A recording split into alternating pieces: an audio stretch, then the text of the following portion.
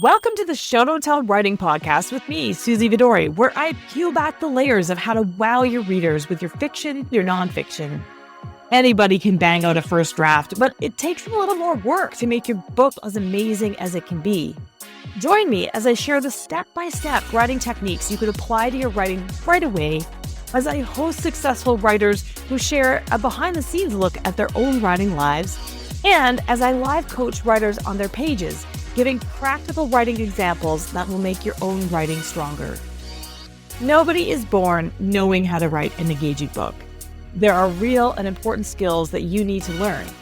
On this show, I cut through the noise and get you all the info you need. I can't wait to see how this information is going to transform your writing. How do you choose a voice? If you're a fiction writer, you're not doing it yourself. How do you actually go and choose a voice to narrate your book? Narrate your book.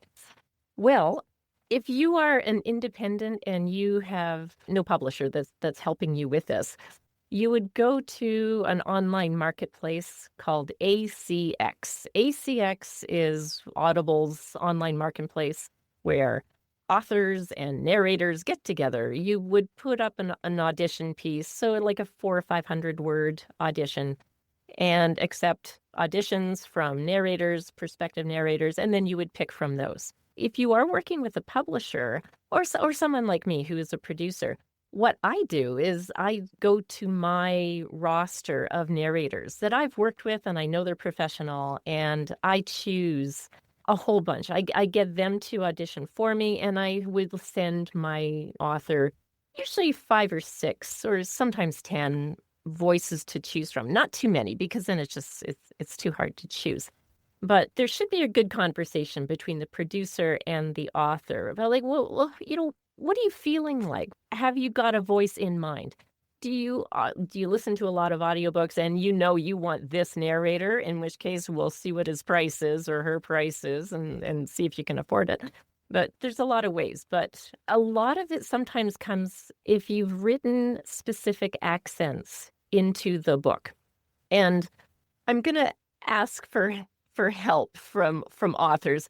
Please don't give your characters random accents just because it sounds cool. Please, because just make them all like general American or To be really distracting, right? It's awfully hard. And then if you have a book where the author has given every character a different accent of some kind because they've written it right in the book, then it's so much more difficult for the poor narrator to get those, or to even find a narrator to agree. Do narrators typically, do narrators typically, if you can pay them, they say yes, or do they consider the projects and they have to like the book? I mean, is that, I don't know. I haven't been in this space, Okay. Narrators don't have to like the book, but they for sure need to embody the characters so that, because sometimes we don't like every book we narrate, of course. I mean, books are different. Yeah. But, every narrator has to be able to choose. Like, I know I cannot do a Boston accent. I cannot do a South African accent. I've tried and I can't. And so if those are accents that are, in the book, I say, please pass this on. We'll find a narrator who can do those things. It's funny, Penguin Random House, they have made it a policy that if any character is supposed to talk in a Boston accent, the narrator is supposed to just use the general standard American instead, because it is so expensive. It is such a difficult accent to do well and do correctly. So I went to elementary school in Boston, and then when I moved away from there and went into a new grade 3 classroom, and the kids were like, wow, you talk funny. I think I had a we don't have a lot of video from those days. I wish we did, but I think I could probably nail it. You could probably nail it. But I'm terrible at accents unless I'm immersed in it. I've lived so many different places that people can't play. I mean, I go to the United States and people say, oh, you're Canadian. And here they think I sound American. So because I've lived on both sides of the border. But when I'm immersed in it, I can mimic somebody really well when I'm in it. Sometimes I do it without thinking. but it's hard to recall those accents. And I know that, you're saying the ones that you can't do, but one of your actual talents as a narrator is you have a lot of accents in you. Oh, How do for you sure. keep them all straight? Like, how do you even do that? When I'm doing an audiobook, if I'm like a single narrator who does all the characters, I have a spreadsheet and I pre-read the book, and as I'm going through, I'm making all my notes about what accent is required, and then I do a real plan, and I make little notes, and I do some audio clips for myself on that character's exact voice, because it's not just the accent. You have like old versus young, male, female, gruff. Every author wants a, gravelly voiced male for the romance. And so you have to be able to do these things. But every character has to be so distinct that the person listening will recognize who's speaking without having to, go back and say, who was that? They all have to be distinctive voices. And so I have a spreadsheet. It's a very technical thing where you go through the book. It takes quite a bit of time to prep the book and have the characters all come out as real, not caricatures with an Yeah. accent and that sort of thing. And when you're doing that, there's two different things, right? There's dialogue where Yeah. you're actually saying what the character does, but there's also multiple points of view characters that might be written, right? So we're also doing their inner thoughts and things. So it might be a large chunk Yeah. or it might be just little snippets. So, for the large chunk, you could probably prepare yourself when you're switching point of views at a chapter or something. Right. But for those little snippets where it's dialogue between two characters, you got to be on the fly. Is that hard? It takes practice. Nothing is hard. It just takes practice. So, Yeah. yeah. Talent, right? Once you get into it, because really when you're narrating a book, you are the characters. And so it's easy to switch because you just become the next character and then you Right. use their voice. So, Yeah. And so, what, you're yeah. acting. Once in a while, I think my biggest I'm so proud of this one book I did because it was a very small group of characters, but there were 10 people, all of whom were old ladies in a nursing home in Texas, and they were all from Texas. So I had 10, like I have my old lady accent, I have my Texas accent, great, and so I can do that. Yeah. But 10 of them all who had to sound Wow. different. It took a lot And of planning. hopefully they were written very differently and that their actual voice on the page was unique. That might have helped, right? Like, Might have helped, but I don't think it was, it was Yeah. it was an early book for this author, and so she was just getting out the thoughts in her head, I think. I'm sure the listeners are going to agree. This is actually really fascinating and things that I've never really thought about. But so as I'm thinking that, I'm like, wow, maybe listeners here want to be narrators and want to learn how to do this. Can anybody do it? And how would you get involved if you think that you have this talent and you're love acting and think that you might want to be a narrator? How would you get involved? Well, you'd be just like me 10 years ago, or 11 years ago now. What you do is you first have to invest in some good equipment. You have to have a real microphone. You have to have a computer where you can do the editing. And you have to have a space where, I don't know if you can see in here, my whole studio is covered in moving blankets. And so you do some prep work and set yourself up to do that. And then you start approaching authors and publishers and whoever will possibly hire you. You just start getting gigs and you get better. You get better as you do it. So those early books I'm really embarrassed about and I don't tell anybody about them, but you know what? You get out and you practice. We'll be right back. Hi, writer. Want my support to get your book finished and out into the world?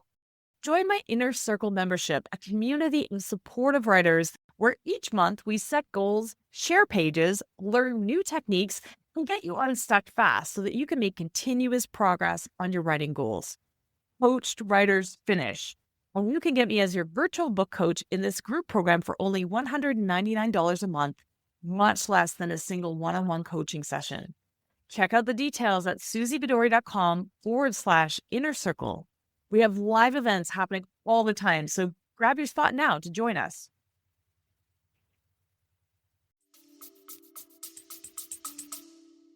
Yeah, absolutely. Okay, we're going to talk about costs and what it costs and all that in Oh, a second. sure. But before we move on, any comments on AI voices? Because it's now possible to produce. Yes, Uh, I like this is a hot ticket, right? I have What's your lots of take? comments on 'em. Let's The hear it. thing is, okay, AI voices have been around for a long time, and they're just there. To me, having an AI voice just means you took the shortcut route. So listeners really don't like AI voices. There is such a huge backlash from people who you get bad reviews, you get a lot of bad feedback from your listeners who should be your fans, and instead they diss the AI voice. Now, AI voices are getting better and better. There's a phenomenon called, is it the empty canyon? It's something where suddenly you realize that it is an AI voice. And it's like you have lost that human connection. And that is the thing that makes the audio the most valuable, is you are making a human connection between the voice and your thoughts, and it's in your head. So there's a backlash. But on the other hand, because of AI voices, you can now charge a premium for your authentic voiced audiobook, and people are willing to pay a little bit more for the real voice of the author. So Absolutely. yeah, so And I there's think, I that. mean, if you're going to use an AI voice, in my opinion, because you don't need to produce an audiobook, actually, you can just have Well, Siri read you any ebook. that's right. Your phone can Yeah. read you an ebook in a mechanical voice, and Mm. there's streaming services or there's apps where you can use different Yep. voices to read an ebook. So you don't actually like if you're going to do that, don't bother, is my opinion, Yeah. because people can do that. Now, I often will listen to books for my job, and so sometimes it's Yeah. on 3 times speed or something if I'm researching a book, right? Oh, And that that takes hurts. practice. That It hurts, hurts. right? But that's what I'm saying is sometimes that AI voice actually I can't tell the difference because I'm Not listening at to it three so times speed. quickly. Yeah. But I'm not listening then for pleasure. I'm listening because I'm editing a book where the author's like, I'm trying to do this. And then I'm like, okay, I haven't read that book. And then I go and consume that book in 3 hours. Yeah. And then I'm like, Yeah. okay, now I know what you're trying to Yeah. do. It's a very different If you're experience. listening for information, then it doesn't matter. I mean, who cares? Exactly. That's what I'm Yeah. saying. Yeah, and if you're listening for pleasure, if you're listening for the artistry of the book, then you want to have a real voice. And it's Yeah. funny, and it comes right back to the 100% accuracy to the text. To me, if you have the author is reading the book and there's a few little mistakes or hesitations, that makes it that much more human. And so I love that. I love hearing errors. I love hearing hesitations. I love hearing like the catch in the voice when you're starting to cry because it's so emotional. That's what I want to hear in the book, because that tells the listener that you are totally not an AI voice. You are real. And Yeah, and you're evoking that in your listener as well, or your yeah. reader. Oh, yeah. Okay. So what happens to the recordings? First of all, where should we be recording if we want to record it? What would be like an app or a software that you would recommend? Where do we keep these files if we're reading a book and recording it? Right. So for the raw beginner, you're going to want to get a free software called Audacity. Be and it's got a couple really good parts. It's free, it's clunky, but it's got something called punch and roll recording, which is a technical term for a lot of you, but it will make your life so much easier, and it will make it much easier to edit the audio afterwards. We'll leave that maybe for another time. So you want to get so it's free software. You want to get a decent microphone. It doesn't have to be, a Neumann $5,000 mic, but it can't be your laptop microphone. So you want to have, and the Blue Yeti that you are using right there is a workhorse. I can't That's tell what I you. use. I actually use Audacity as well There, yeah, when I do solo episodes. And so if you listen to the podcast, if you listen to a solo episode or a lot of the introductions that I do, those are all recorded on Audacity. When Audacity. I Yep. interview people, when I when I record an interview like this one, we do it on Zoom just so that we can see one another, but we don't Yeah, keep the video files. So right. yeah. And so what you're Okay. going to do and this is really important, you will not be saving it as an MP3. You're going to save it as either a WAV or a FLAC or some kind of file. And the reason that's important is because MP3s are called lossy files. And that means every time you open and close the file, every time you do something like compression or noise reduction or some kind of process on the audio, you will lose some of the integrity of the audio every time. WAV files, WAV, they are called non-lossy files, and that's a technical term, non-lossy. And you can open and close and save and resave and do as many processes like noise reduction and changing the compression file. You can do all kinds of stuff on the files and it will never lose integrity. So you will always have a nice full spectrum voice to listen to. MP3s are really quick and easy and fast. And if you're not going to do much editing, sure. But if the work that you have to do to make an audiobook really well, really good sounding means you can't use an MP3. Okay, fine. Yeah. That's a great tip. Thank Yeah. you.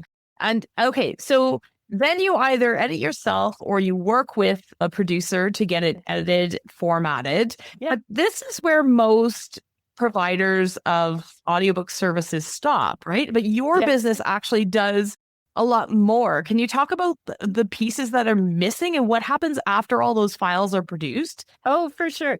And you know what? And I got into doing this part of my job just because I used to be a professional speaker with books. And so I know anybody who's producing an audiobook, they don't know what to do. And that might be the pain point that makes them never put the audiobook up at all. That could be the point where they just get too frustrated and stop. So for me, what you're going to be doing is you have these beautiful audio files. Every chapter is its own file, and you have to go and upload it to a distributor. You can choose just to go to Audible, and then again, that's through ACX, or you can do wide distribution, and I recommend wide, so that's like another whole story, but that means you would be able to get it into library systems and other distributors so that you can have a lot of people listen to your audiobook. Plus, you can put it up on your own website, do direct sales. So remember again, every audiobook now is a digital download. So you don't have to go make CD sets anymore. Right. Yeah. Yeah. There's nothing else to do. Yeah, you just have to there's upload nothing it. else You're to done. do. You upload it to distributors, and what you'll need when you're uploading is so you're going to have your metadata, because that's a really good way to get your audiobook discovered, is make sure you have really good metadata, and that would be You want to tell us what that is? Yeah. well, the metadata when you go up has information about your audiobook that It makes it searchable. makes Right? it searchable. So when someone goes on Google and says, "Oh, I'm looking for this audiobook," or "I'm looking for a title," and you might know the author or you might not know the author, all of that data is searched in the databases, and you are discoverable then, and that will lead to sales. One Awesome. hopes. One hopes. Okay, so No one it's- hopes, exactly. So that's hopes, where I'm yeah. leading here, because what does it cost? What does it cost to make an audiobook in 2026? And what would you make? Okay. What's the potential? There's a spectrum, as always. You can either pay nothing, have zero cost, and that is if you do a royalty share project with your narrator. And again, that would be ACX, which is the Audible Amazon affiliate. So Then that it limits your pool of narrators willing to work with you, right? Exactly. Yes. So you're Yeah. limited to who's going to work with you, whether they're professional, whether they actually do produce the audio or not. And they probably will not market it very well. There's a lot of things, but it's free. So that, and I've done royalty share projects galore. So it's one way to get an audiobook without any extra cost. However, I don't recommend that because it's all out of your control as an author when it gets produced. And so the next thing you can try is it's called Royalty Share Plus. So you would do Royalty Share which means 50-50 all on the sales between you and the narrator. But you would, in addition, provide a per finished hour fees so that the narrator would have a little bit of income in order to produce the audiobook. Often it's $100 or $150 per finished hour.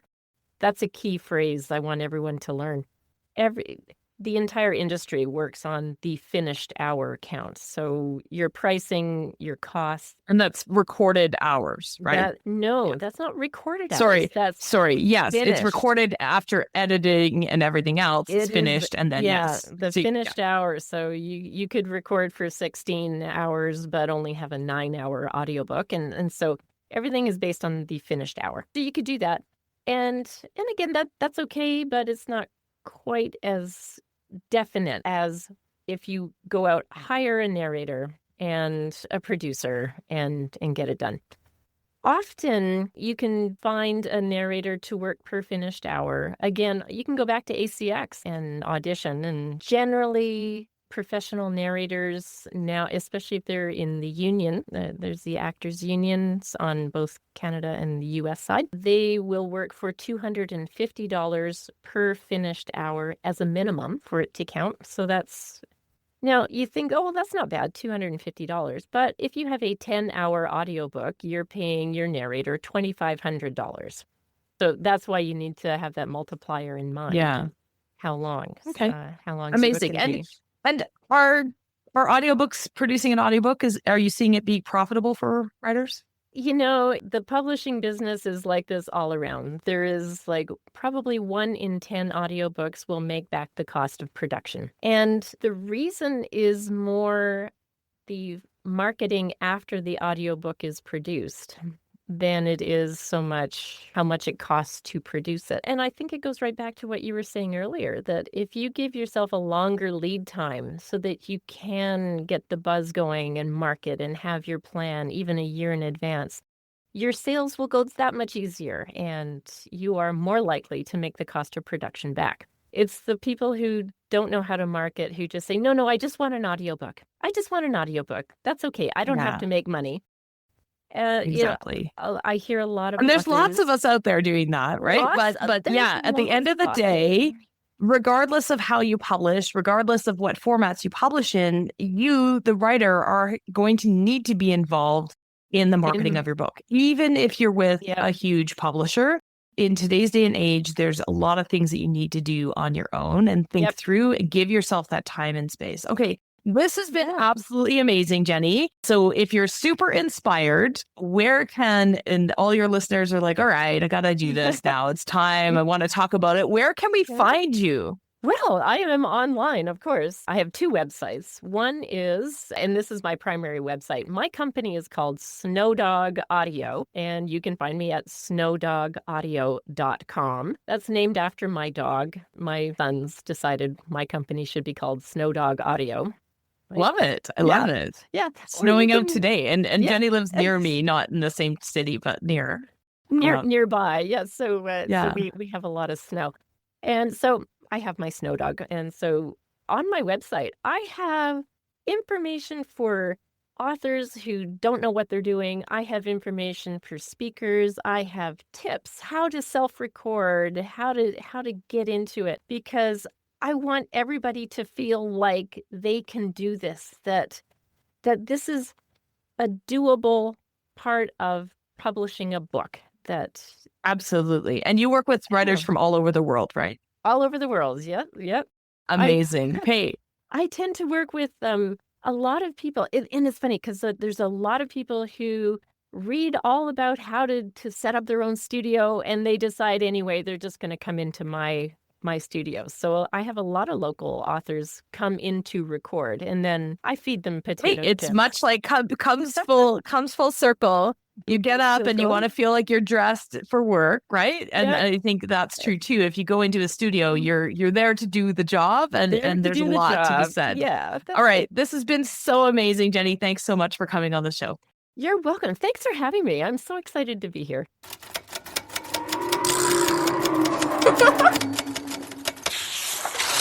Thanks for tuning in to the Show Don't Tell Writing Podcast with me, Susie Vidori. It is my absolute honor to bring you the straight goods for that book you're writing or the book that you're planning to write. Please help me keep the podcast going by helping people find us. You can subscribe to the podcast and leave a review on Apple Podcasts, Spotify, or wherever else you're listening to show how much you enjoy the show. That's how other listeners will find us.